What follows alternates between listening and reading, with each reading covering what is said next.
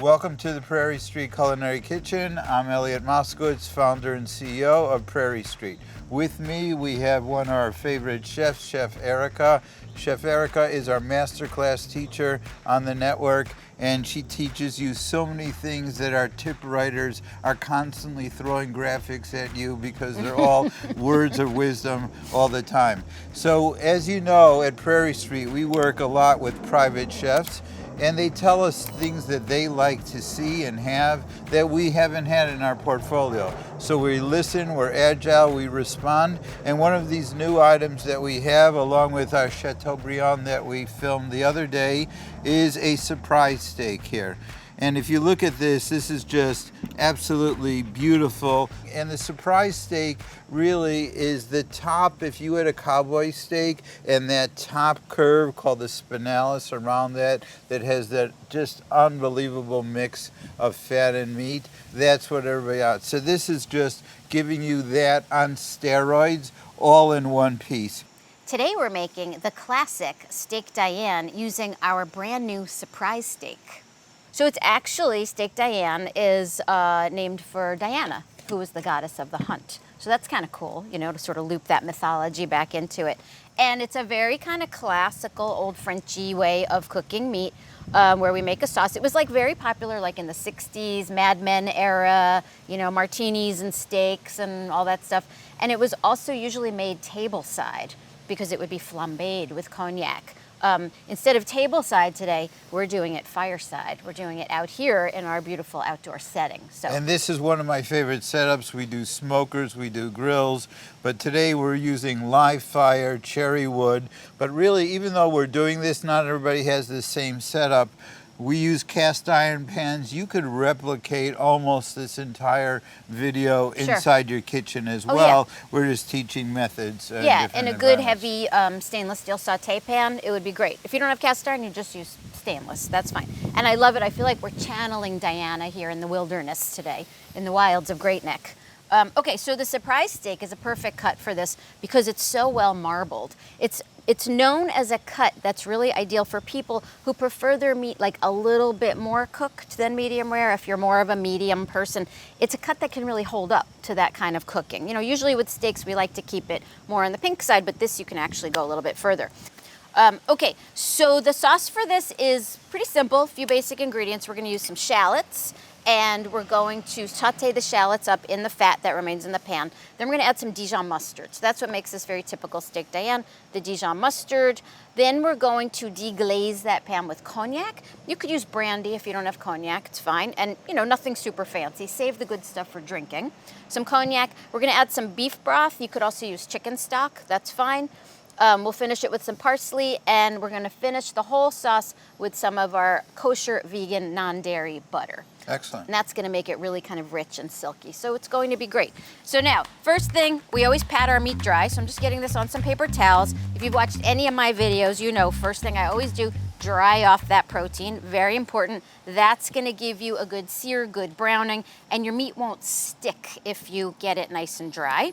And plus, then, also, if you put this in like a hot pan and it has any liquid, that oil or something, it's going to splatter. It's going to splatter. It's not the smartest thing to do. And the water creates steam, and if you have steam, you don't get browning. Exactly. So if there's water between the meat and the pan, you're getting steam, and then you're getting gray meat, not brown meat. And remember, brown equals flavor, so we always want brown crust. Maillard reaction. The Maillard reaction, exactly. So I'm going to get this seasoned up. Of course, kosher salt. Be liberal with the salt. Remember that when you cook, a lot of that salt falls off into the pan and becomes part of your sauce. So don't be afraid to really generously season the meat. And some coarse cracked black pepper. This is what's called butcher cracked pepper. So it's kind of got a variation in sizes. Some of it's ground fine, some of it's more coarse. Like that, we want to really press that on to the meat. And then we're going to turn it over. Do our other side. And you know, red meat just loves salt. They're like a really, you know, it's a really important pairing. And the salt also helps to create that nice brown crust on your meat. So it's very important that you use it. Okay, so there we go. So we're also gonna cut this into portion-sized pieces. That's what makes this a great dish for like a family dinner, is you're going to pre-cut it into pieces, and then those pieces get finished in the sauce. So we're going to just divide this up into 4 nice little steaks. And it's a really well marbled steak, you know, so you don't have to give people like a huge Can you piece. show them on the side? Yeah. And people could really Look at that. appreciate that. Look at that beautiful texture and that marbling there. That's really nice meat. Okay, we're gonna move to the fire now and get this steak going. Well, here we are by your incredible fire pit. I love this. It's more like a fire canyon than a pit. It's amazing. And let's move on to our next phase here of cooking this meat over the open fire. So one of the important things is when you're doing live fire over wood that you have to use the correct wood. And today we're using cherry wood, fruit woods are good. Some people use hickory, mesquite. It's a stronger flavor, but we have the right wood. And we've also preheated this cast iron pan for like 15 minutes, so that's going to be very hot. Blazing hot. Yes, and also important to let the wood cook down to embers. So we don't want to cook over a blazing flame. We want to cook down to like glowing embers to cook over. Actually, you're right. We started the fire about an hour ago, and we have this nice bed, and anytime you throw on a new piece of wood, it catches right away. Okay, we're going to throw just a little bit of olive oil in our super hot pan. We don't need much because the meat is so well seasoned. And then let's get those steaks right in there. Whoa, you hear that great sound? That is the sound of cooking. If you don't hear that hot sizzle right away, it's not hot enough. Yeah, if you don't hear that, pull the meat out and wait. It's much better to take it out, wait a minute, and then go back in.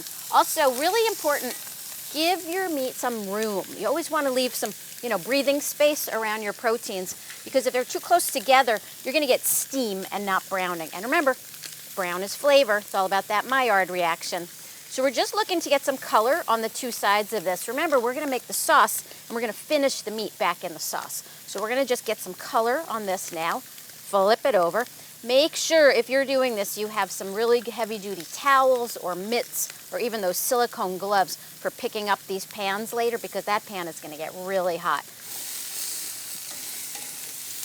That's just great. Another advantage of that cast iron is you have an even sear across. If we put it straight on the grill, you'd have some good design, but not necessarily even cooking. Yeah, and if we're cooking it on the grill, then we're not going to get the fond in the pan. And the fond, it means foundation or base, and that's what we build our sauce upon, that foundation. Excellent. Yeah. All right, should we take a peek? Yes. Let's flip it over. So let's see what kind of color. Oh, look at that. Wow, that's amazing. That is Maillard, baby. Woo. You're going to do the sides too, Lou? Definitely, yeah. Anytime I have a flat cut surface, I like to get some heat contact with those sides, definitely. Okay, so we've got nice color now on both sides, so let's hit those ends a little bit. And what I like to do is just prop them up on the side of the pan so they don't fall over, just like that. Just hit those ends, not as long, just to get a little color. And we're getting some nice fond. So that's looking good. See, we got some color. Nice. That looks great. We're gonna pull these out now. Right, because we're not trying to cook it to completion. No. We're just We're gonna make our sauce. Okay. Right. So I'm gonna put it on the plate. And even though this was the plate where the raw meat was, that's okay, because this is going back in the sauce, back in the pan. But if we were just taking this meat out now to rest and to slice it up and serve it, I would always put it on a clean plate or a clean cutting board. That's really important. We don't want to cross-contaminate.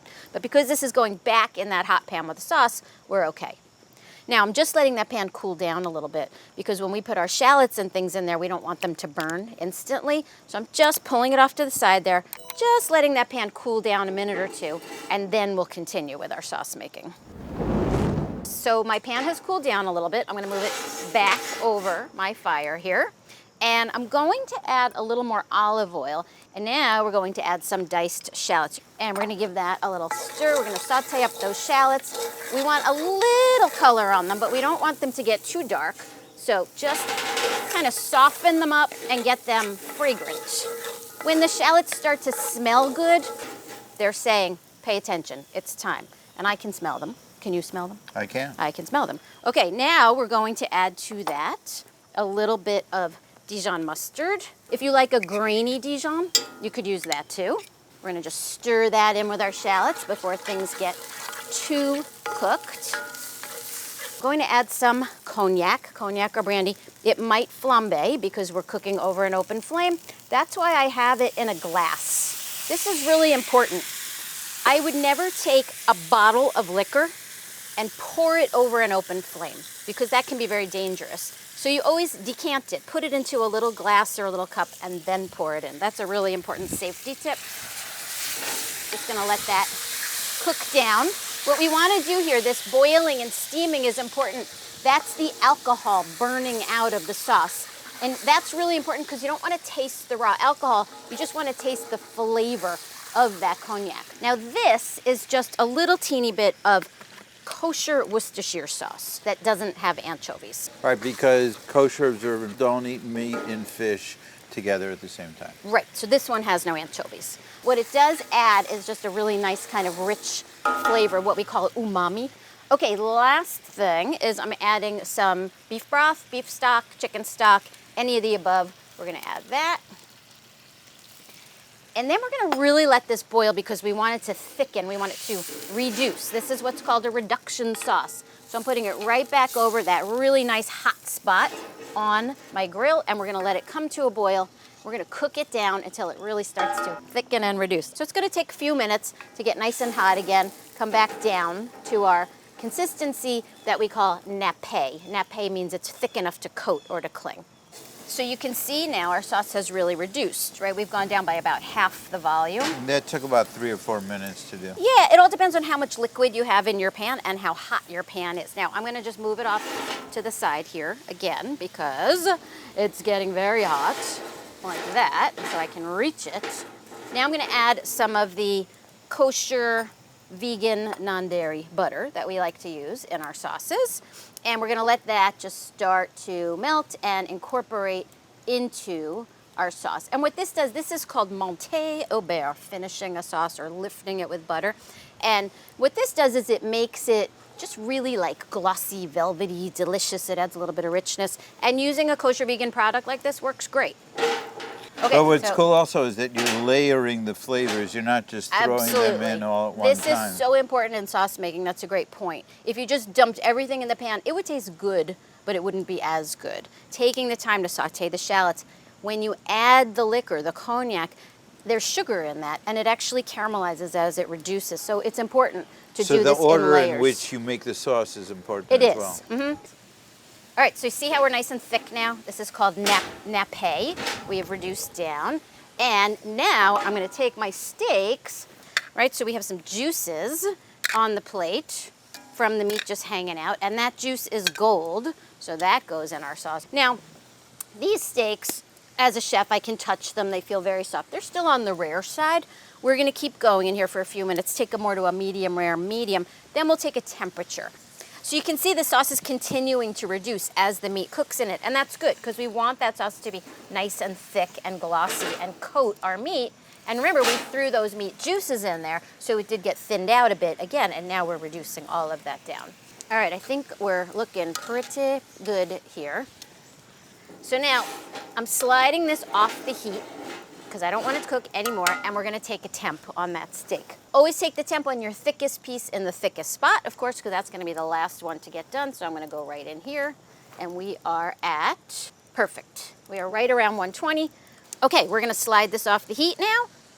You and I will get a little fresh air away from the fire, and then we'll go plate this up. So here we are, we're done. We cooked it in the sauce. Some of them are medium, some are medium rare, so everybody's happy in the family. Let's pull a piece out. It's now also rested in the sauce, which we always want to do. And we're gonna slice that up. Now you could just serve everybody their own little steak and give them a knife and let them go, but I like to serve steaks sliced. I think it looks nicer. So let's see how we did on the inside. So that's a beautiful medium, right? We've got a nice little, just a hint of pink rose in the middle there. Look how juicy that is, Elliot. It's oh my amazing. God. And that's after it's rested, which is crazy. It It's is still crazy. just running with juices. And remember, when you're slicing meat, always use kind of a gentle back and forth motion. Don't press that knife down because you will press out all that amazing juice. So let's get a few more pieces there. Just like that. How many pieces do you think we should serve people? Depends if we're on or off camera. If I was working in a restaurant, we would give 3. If someone's coming over for dinner, maybe we'll give a few more. Bring this over, and we'll just fan those out. Look at that beautiful medium. Yeah, it's I would call amazing. that a perfect medium. Me too. It looks really good. And you can still see all like that marbleizing in there. And amazing. And then let's get some of that sauce. We want to finish our sauce with some parsley. Mix in the parsley right before we serve it so the parsley stays bright and fresh. And a little more black pepper. This is almost like the classic steak au poivre, where Right. you used to crust the steak with pepper. It's a very similar sauce. We'll just take a nice spoonful, thank you, and we'll go right over our meat. Just like that. And you can see how reduced the sauce got. It really thickened up nicely.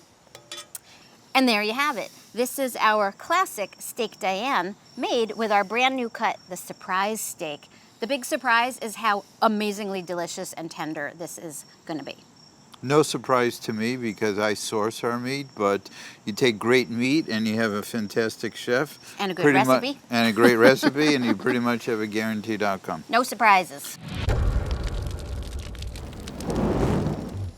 Okay. Time. The Let's best part of the taste. video. The best part of every shoot is eating all this delicious meat. So let's get in there. Ladies first. Oh, don't go. No surprises. It's amazing. That's got great texture.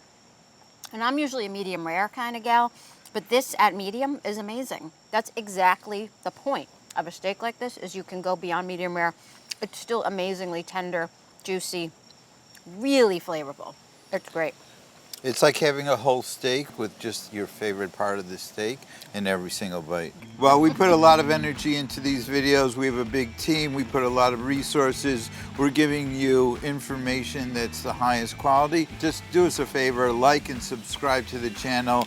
It helps the algorithm push this out so we can keep on giving you consistent content.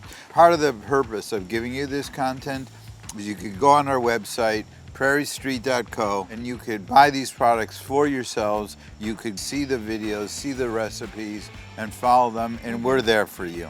So thanks so much, Erica, for joining us Thank again. you. We love having you, and we're on every Sunday at 2 p.m. Thank you so much for joining the Prairie Street Culinary Kitchen. Subscribe to our channel now and set your notifications so you don't miss our latest recipes and chef-led tutorials. Then head over to prairiestreet.co to shop for your next big meal.